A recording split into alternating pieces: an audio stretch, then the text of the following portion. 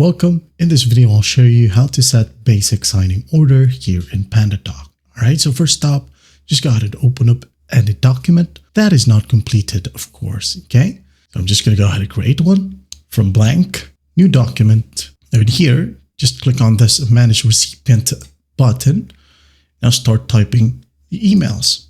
For example, this guy right here, I'm going to add in some more. This guy, which is me.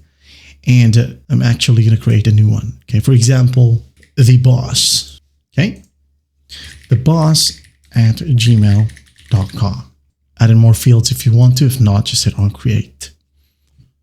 Okay, so it says here, as you can see at the bottom, we have set signing order. Just click on the slider.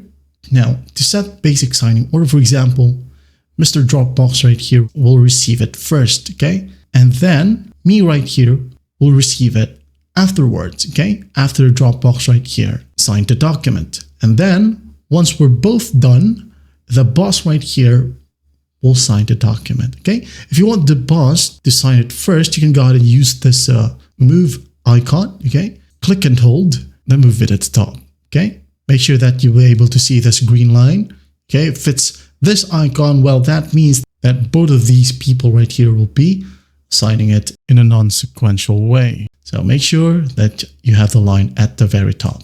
Okay. First one, the boss. Second one is Dropbox. And the last one that would be signing this document is me. Okay. And that's basically it. That's how you set basic signing order in PandaDoc. You can now go ahead and hit on send. Well, I hope this video helps and I'll see you in the next one.